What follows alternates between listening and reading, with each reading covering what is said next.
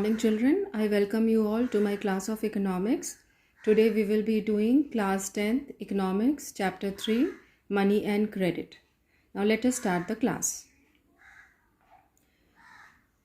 Now when we read this chapter or read the heading of this chapter, money and credit, the first thing that comes to our mind when we read the word money, that it is everything for us. Without money we cannot survive, we cannot live.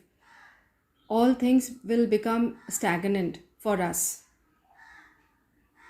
But this kind of thinking did not existed in the ancient time.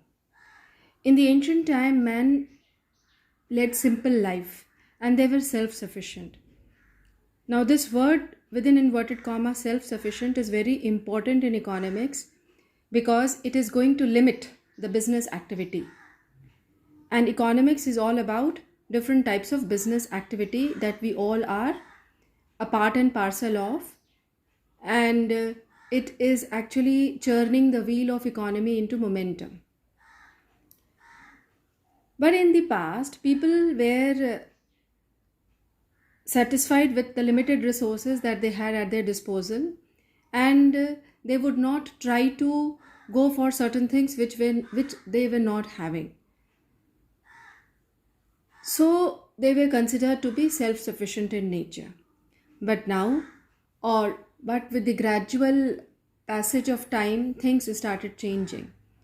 And people started having or showing more and more of wants. So their wants started increasing. And when their wants started increasing, they started wanting things which they were not having. Means the things that was not available to them, that started becoming their want or their desire. So what they started doing was this, that they started exchanging commodities for commodities. For example, if a farmer was producing wheat and another farmer was producing rice, then they would exchange their wheat and rice, and both of them would get the benefit of consuming both wheat and rice. So there existed exchange of goods with goods. But when civilization progressed and people's wants started multiplying, and they were not limited to one or two types of want, but they started increasing in number, then it started becoming difficult for exchanging goods for goods. Now when we say goods for goods, it is referred to as barter system. Barter system is a system in which a good is exchanged for another good. But now when the wants started expanding, this system of exchanging goods for goods started becoming limited. They cannot think of having a product will get exchanged with the product that they were having, because that started creating different types of problems. Like if I have a rice and I want, for example, a copy, so whether the person who is having a copy would like to take the rice that I am offering him or not, that started becoming the problem. So now the problem of the person who wanted copy or book was to search such person who would take the rice that he is offering and would also have the book that the person who is offering rice wants. This was one problem. Another problem was the problem of quantity, like how much rice he would offer for one book. So who is going to determine the kind of exchange value that they probably might enter into? So all these problems, the practical problems that people started facing, is considered as the limitation of barter system. So barter system started having these limitations, which we can jot it down as there was a need for double coincidence of wants. It means that if I am wanting something, then the person who is able to satisfy my want, I should also be able to satisfy his want. Only in that situation, exchange of goods will be possible. So that started becoming a limitation for exchange. Then there was difficulty of subdivision. As I already told you, that what would be the value of product that I am ready to part with the product that I am wanting for myself. So there was at times the difficulty of dividing my product. For example, if I'm having a cow and I want, for example, let me say some amount of vegetables from a person who is producing. So the amount of vegetable I want and the cow that I am having, so will that exchange be possible? Like it is a full, it is one cow, and I'm not ready to exchange my one cow with 1 kg or 2 kg of vegetables probably that I want. If I divide that cow that I am having, that cow will become useless for me, and will also be of no value to the person who probably wants the cow. So at times there was a difficulty of subdivision, which again started creating a problem for exchange. So this also became a limitation of barter system. Then there wasn't any common measure of value. We are coming to the third point, that there was no common measure of value. Common measure means that there has to be some standardized unit which can determine the value of a product that I would like to part with or I would like to have for myself. So there wasn't any such value, standard value, that can form the basis of exchange. Okay. And then apart from that, the product that I am having was not having any store of value. For example, if I am having rice or wheat, or for that matter cow, then that these products will perish after a period of time. Their value is not going to remain fixed. Their value will deteriorate over a period of time. So all these started creating problems in the exchange that people were trying to enter into as their wants started expanding. So all these limitations gave rise to the invention of money as a standard unit. So what people started doing, money, when we talk about money, it started coming up from metals. Like people started having precious stones, precious metals that was considered to be of of respect in society. Like possession of those stones or precious metal was considered to be prestigious in society.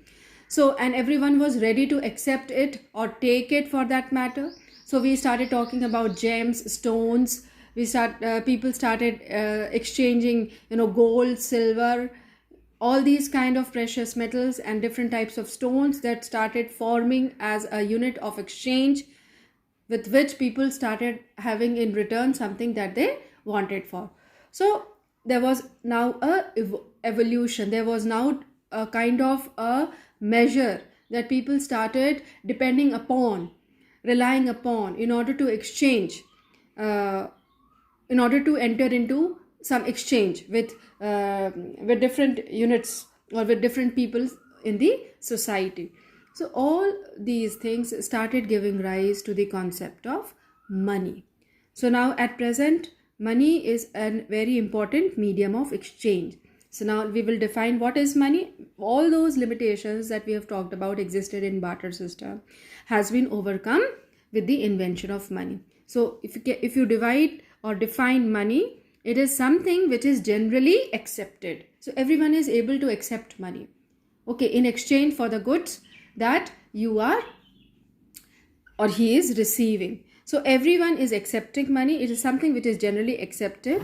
If you want to exchange something from the from other things, and which can be used in discharging all the obligations which is at present or which might occur in sometime in the future.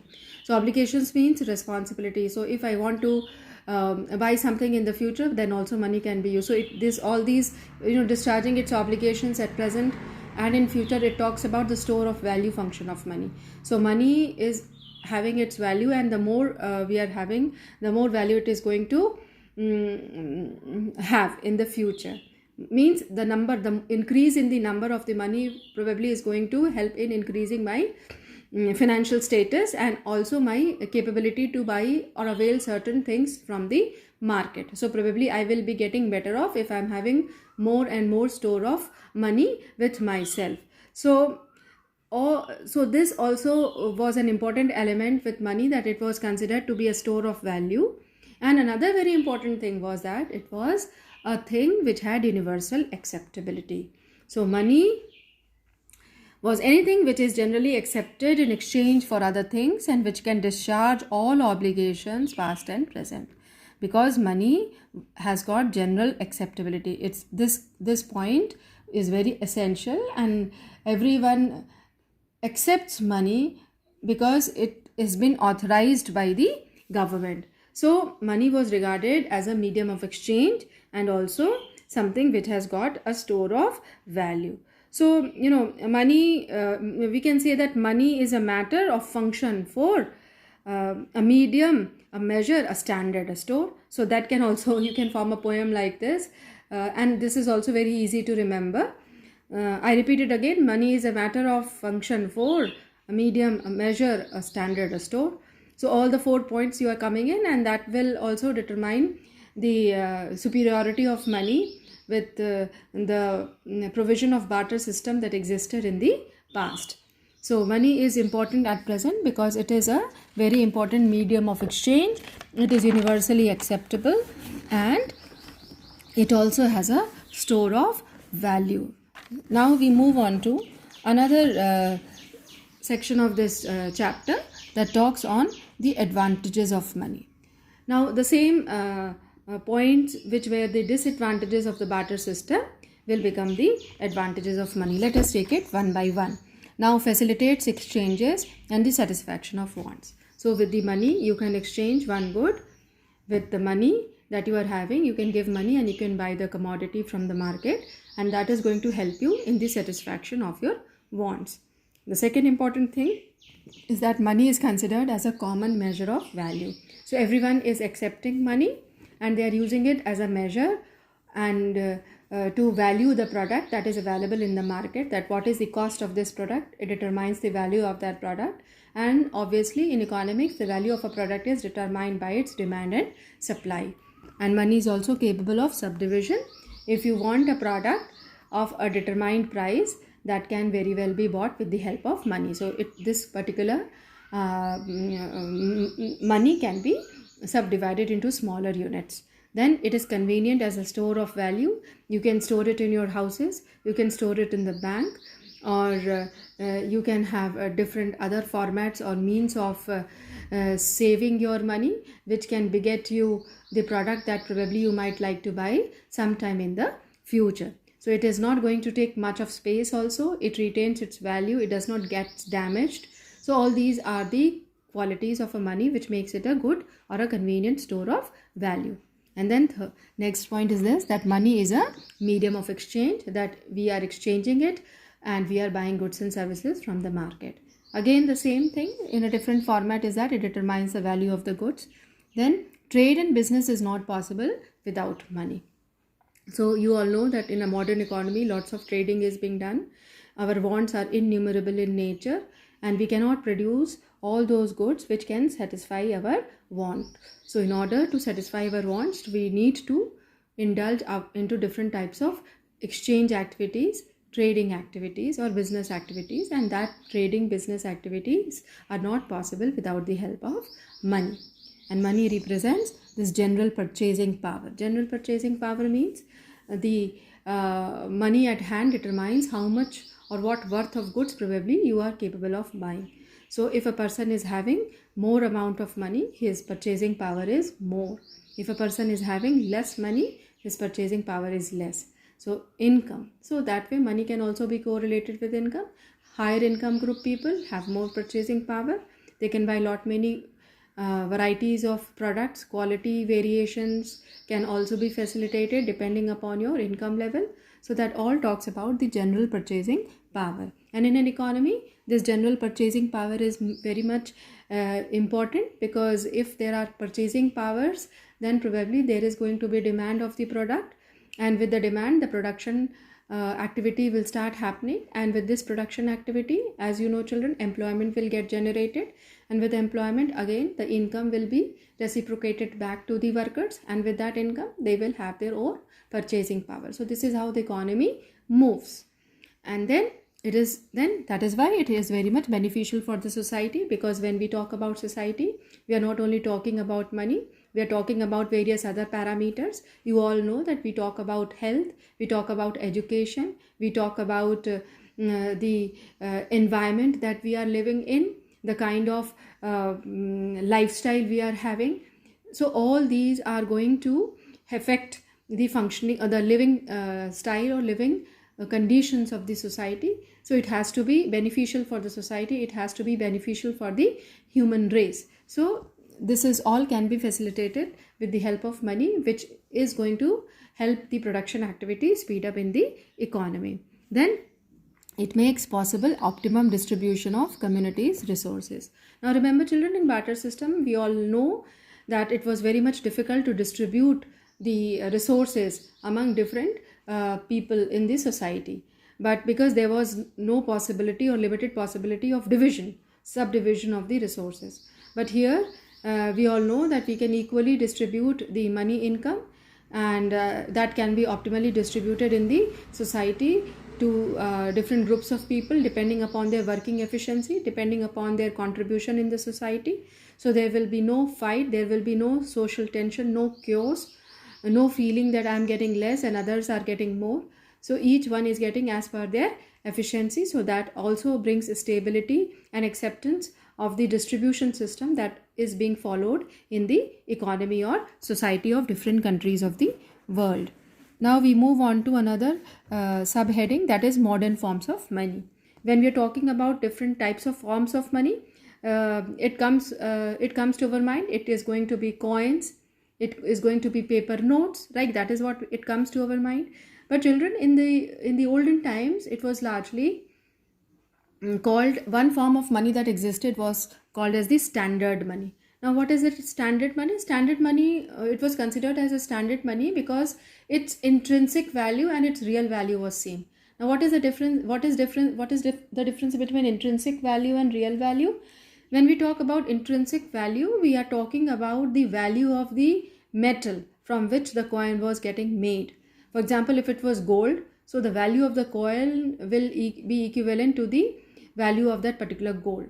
Okay, so its intrinsic value and its real value was same.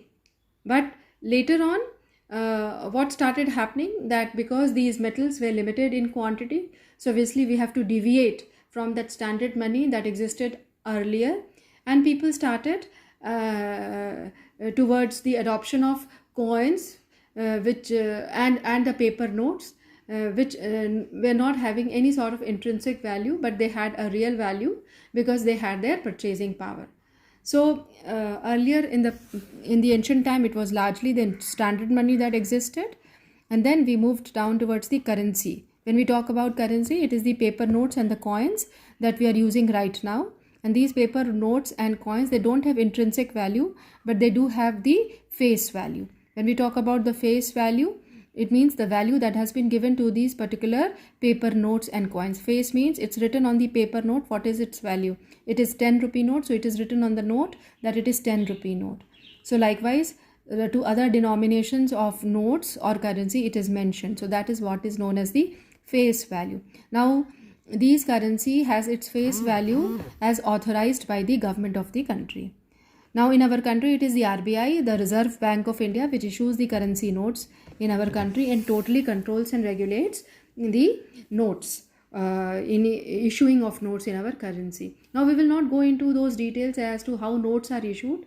There are different systems, on the basis of which the notes gets issued. But largely you will remember that it is the amount of the gold that a country possesses plus the different amounts of the securities or assets which the government of the country also has, that determines the value of the currency that has to be issued by the RBI. So there are different fixed fiduciary system, proportional reserve system. So these are certain systems that has adopted depending upon how much safe it is and how much flexible it is. So depending upon the safety and the flexibility, the amount of notes that is being issued is determined by the Reserve Bank of our country. Now, apart from this currency, that is paper and coins that we are using as a medium of exchange in the form of money, we do have deposits with banks also. Now, when we talk about deposits with banks, it refers, there are different types of deposits. We are having demand deposits, recurring deposits, fixed deposits, and various other kinds of term deposits, various other kinds of deposits. Now, here we need to understand how it is considered as money. It is considered as money because this is the amount of cash that we all are depositing in a bank. Now, when we are depositing that cash in a bank, we are getting some amount of return on it, the interest that we are getting. So that interest is going to add on to the deposits that we are depositing with the banks. Now, what is going to be the amount of interest which the bank is going to give on our deposit depends on two important things. First is the quantity of the money or the amount of money that we have deposited, and second is the time duration for which we have deposited the money. So depending upon the duration, depending upon the time for which the deposit has been made, they have been classified as. Demand deposits are the deposits which can be demanded when the person requires or wants. So the rate of interest on these kind of deposits are very less or negligible. Recurring deposits means you are depositing in a 6-month time period or 1 month time period. So that is going to increase the amount of cash that you are having with the bank. Okay, so in that account type of deposits, the rate of interest are comparatively more. If you talk about fixed deposits, in the fixed deposits, the amount is also more. Substantial amount of money is deposited at one particular time and also for a great stretch of time. We can go for 5-year deposits, fixed deposits, or 3-year fixed deposits. So that is how you are planning your investing your money or saving your money with the banks. So depending upon these two different criteria, the rate of interest that you get on your deposits is determined by the bank. Apart from this kind of money that we are having, because it is considered to be safe and we don't keep it at home, because at home when we are keeping our cash, we don't get any return on it. So people think that why not keep it in the bank, because all these money we don't need it right now. So if you have got your saving, you keep it in the bank, you deposit it with the bank and you get an interest on it, you earn an interest on it. So that also becomes the source or the basis of generating more money for yourself. Then another important form of money is considered is check. Now why it is considered as check? Because you are giving it to the person, giving it to the person who wants it. But it is what actually it is a check. You all know what is a check. You all have been very familiar with the check because you deposit your fees with the check. So you know that what is it? It is basically a paper which is entrusting the bank to pay some amount of money from the person's account who is giving the check to the person in whose name the check has been issued. So this is a promissory, it is a promise to pay to the person an amount of money on a stipulated date, or the date is also mentioned there. So on this date, this much amount of money will be transacted from the giver account to the account of the person on whose name the check has been issued. So this is also a process. It is also a transaction through which the money is moving from one person to another person, and hence it is also considered as the modern forms of money. Now, when we have talked about different types of money that exist at present in our economy or market, it is very much important to here talk about the different loaning activities that happens in the bank. Because we have talked about deposits, we have talked about check, and when we talk about check, we are talking about promise to pay someone an amount. So that these kind of activities in which the banks are involved with money leads to the formation of called as loan activities of banks, and this is the basic both acceptance of demands, accepting of deposits, and giving out lending of an amount to the people is an important function of bank. So now let us ask this question as to what these banks do with our deposits. We have deposited our money with the bank. What does the bank do? Does the bank keep that money with itself? No. The bank does not keep the whole amount of cash with itself. Now, the RBI, the Reserve Bank of our country, determines the cash reserve ratio, CRR, means the amount of cash, as the name suggests, cash reserve ratio. The ratio of the cash that can be reserved by the bank for payment to the customers who have deposited their money with the bank. So that much amount of cash or that much ratio of cash is reserved by the bank for giving to the depositors. And the rest of the cash the bank uses for lending to people who require money. I have too much of money, I will deposit my money in the bank because I don't need all of it now. Probably I need it sometime in the future. So I am depositing that money with the bank. What is my motive? Why do I want to deposit that money? I am ready to deposit my money with the bank because the bank is going to give me an amount of interest on my deposit. One thing. Second, because I don't feel safe to keep that much amount of money with myself at home.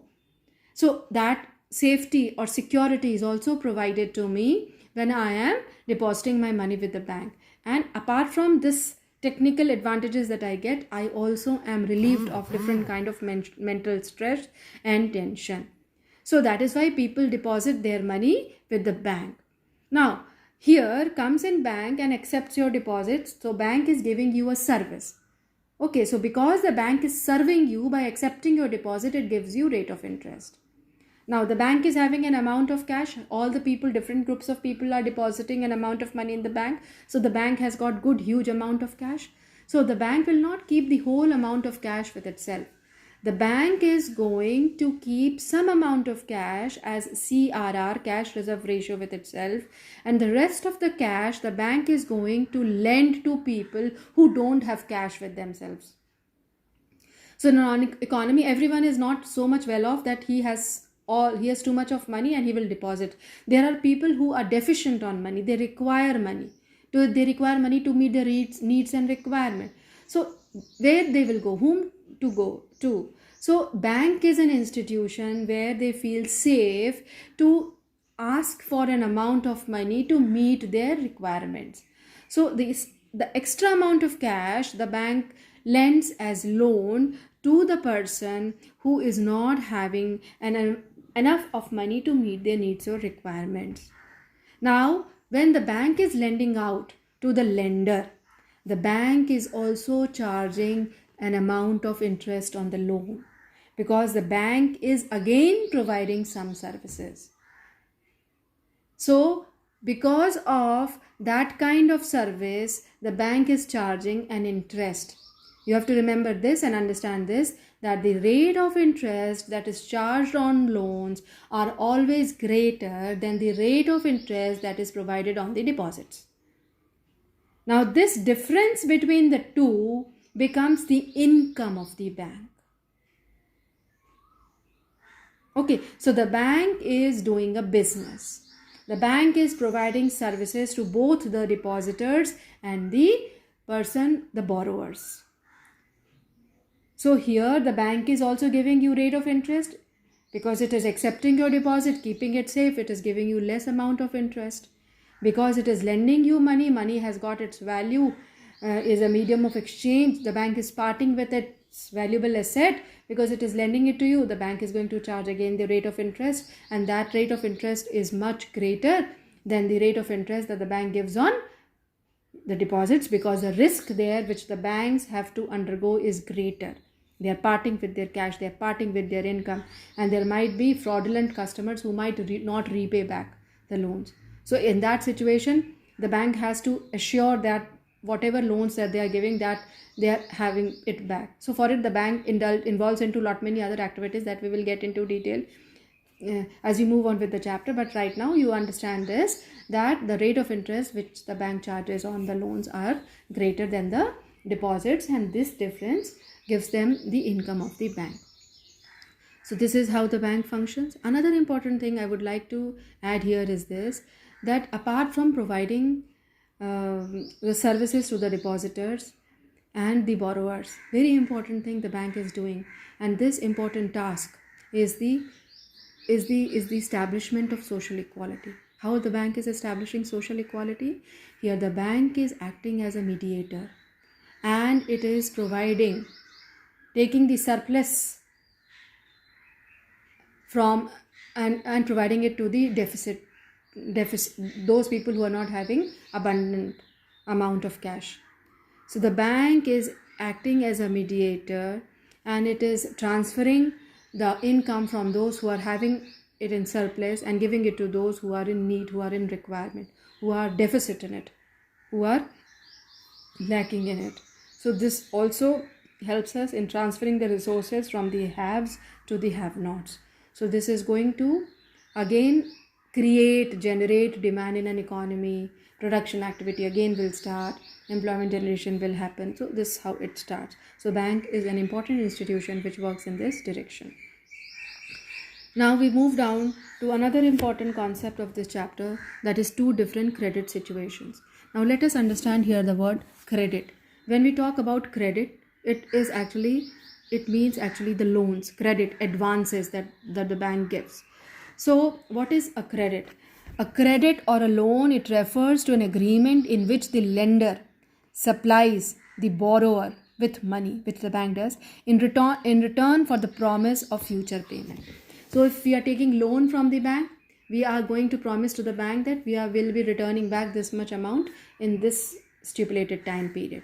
So this is something which is called as credit. Now here in your book there are two examples given.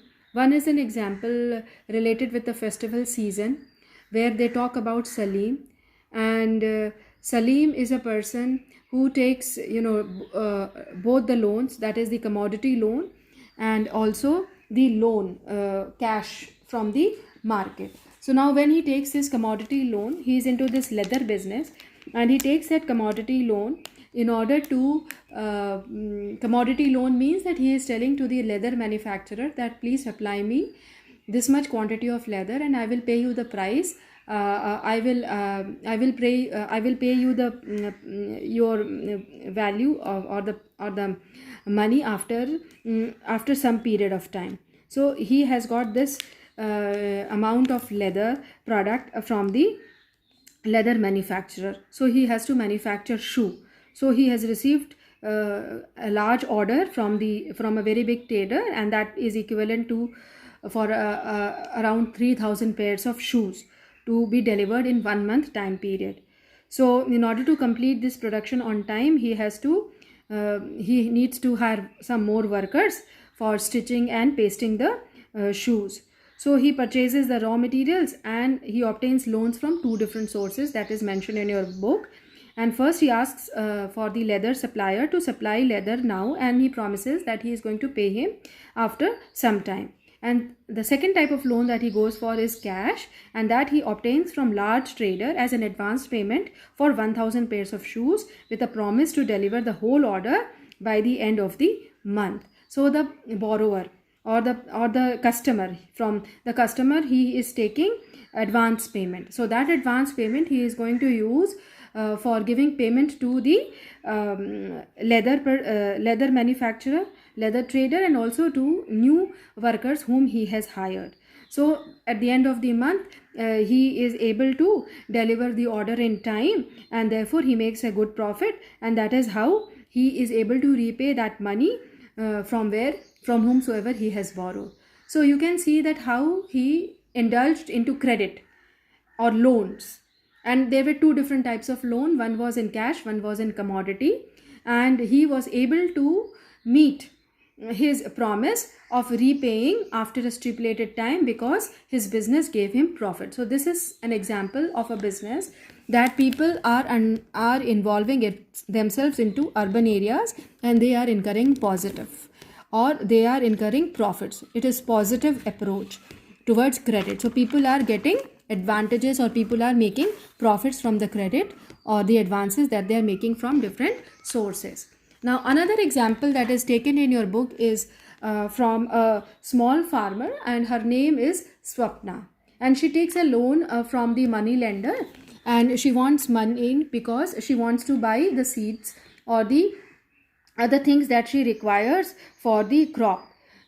And what happens, because agriculture is something which depends upon the vagaries of nature, she starts facing a problem because she has a bad crop.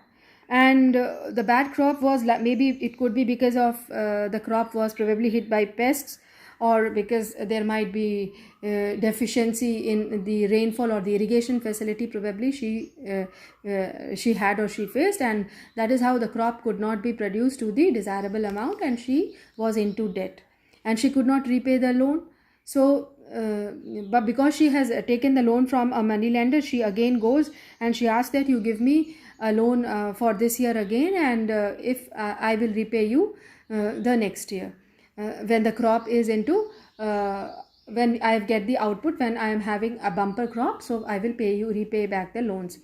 So what happens now this time, if there is a bumper crop production, probably she is able to repay back the previous loan, and this loan again she is having. But if there is a crop failure, then she enters into this, what is important thing, this is known as debt trap.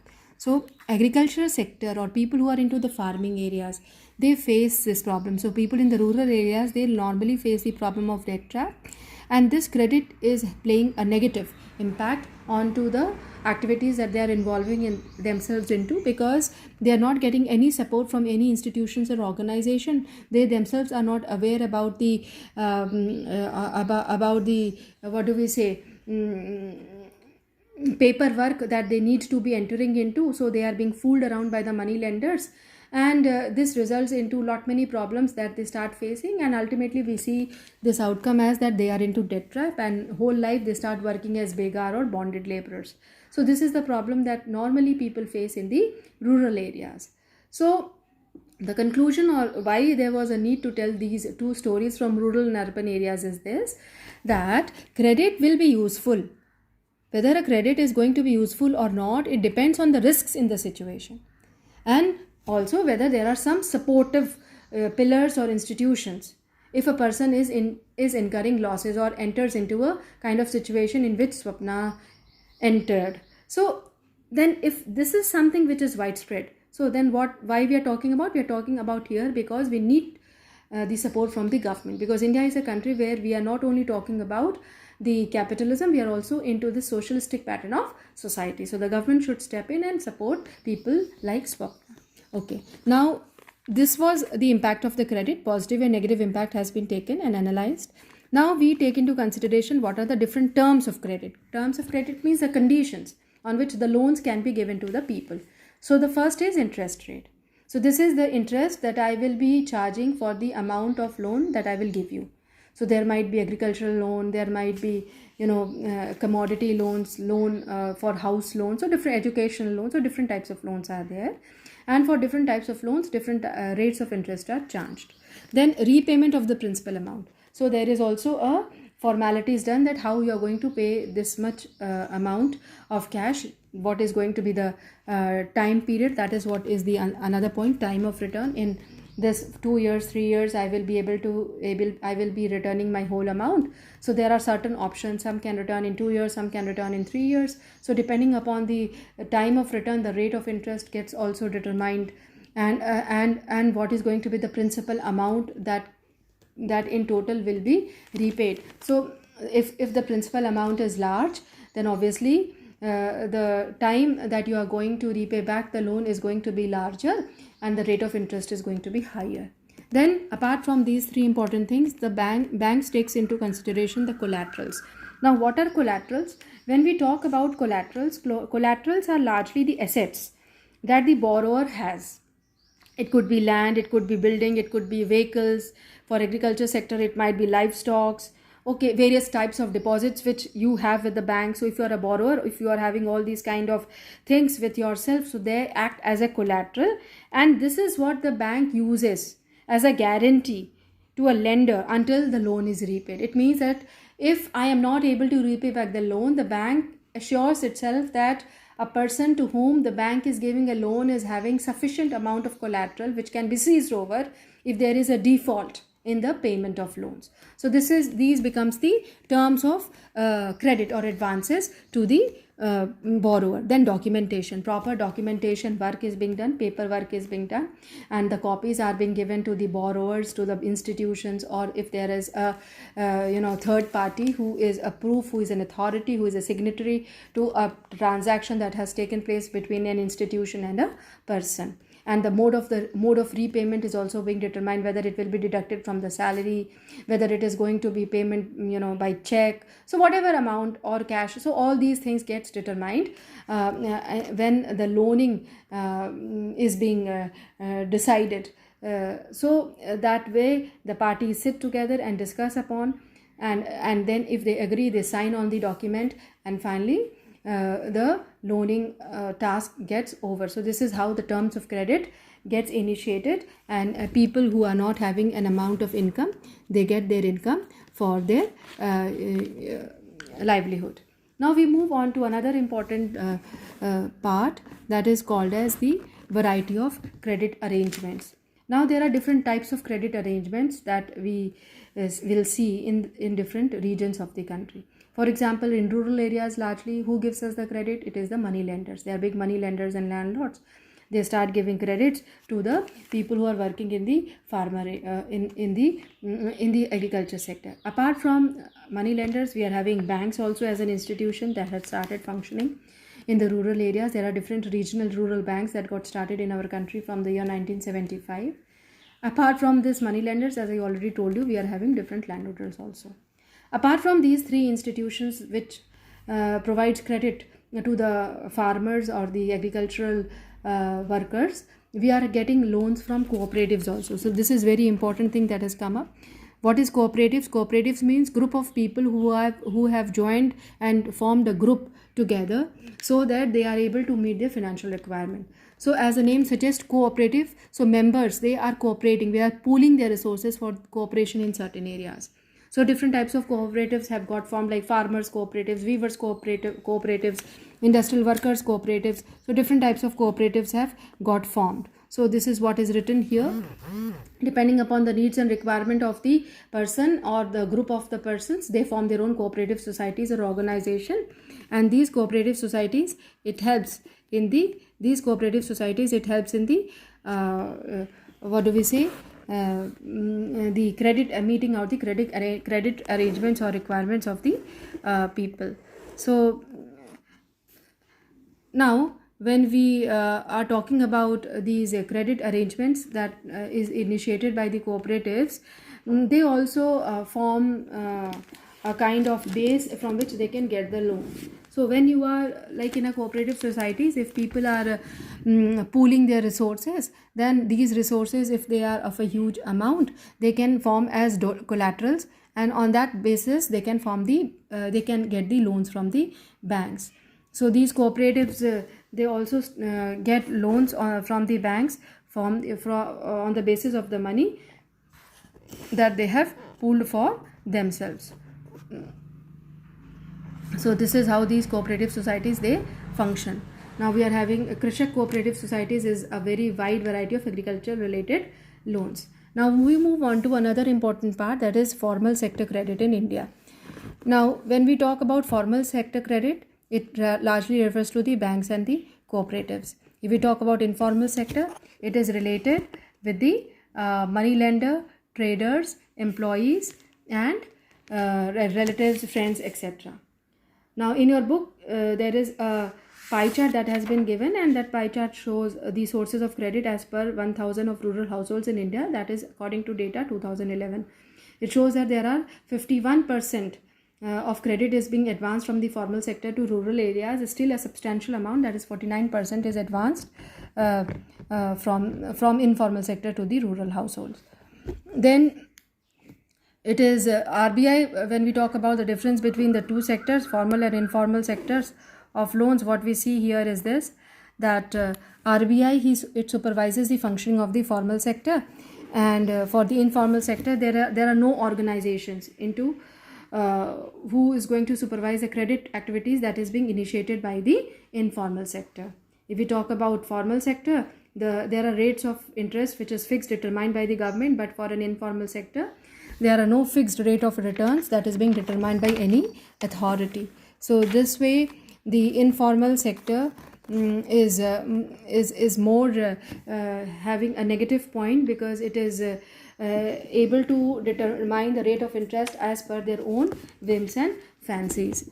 Then we move to another point, that is RBI is keeping a watch on the different unfair means that has been, if any authorities are incorporating any unfair means for giving off the loans to the persons, so that can be checked. But in the case of informal sector, there are no one to stop from using unfair means to get their money back. So that is why these informal sectors, they increase the debt burden. The borrowers who are depending on these different informal sectors for their loan requirements, they face this problem of debt burden. But those in the formal sector, they are growing and flourishing. So what is the conclusion? We see that formal sectors are more effective when we talk about social welfare, and informal sectors are largely working with the objective of maximization of their profit. Therefore, we can say this, that there is an urgent need and requirement for various banks and credit institutions to set up in the rural areas also, so that they are able to lend at a cheaper and affordable rate, which is very much crucial and important for the development of the country. Now, last topic of this chapter is the self-help groups.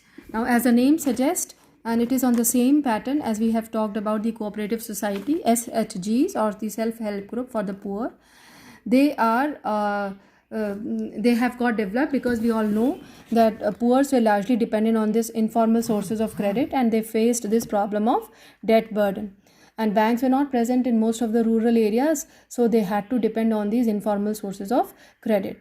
And it was also taking loan from informal sources of credit or from formal sources of credit was also difficult, because they could not do much of the paperwork, and large number of poor people, they were not having a good amount of collateral on the basis of which they could probably get loan from the formal sources. So ultimately, what was the outcome? That they had largely to depend on informal sector for meeting their credit requirements. So another important advantage was that if they had not repaid their previous loan, then also they can approach the informal sources of credit and they could meet their requirements. So in total, what was the outcome? That rural sector was suffering a lot. So SHGs are an answer to these kind of problems which is being faced by the poor person of our country. Now, what are SHGs? They are self-help groups, and there are about 15 to 20 members in this SHGs, and it could be like people belonging to our neighborhood. We can all form a group, and we, because we keep on meeting and interacting and we know each other, so there is going to be regular meeting and interaction, and so it is going to be convenient for my SHG to be functional.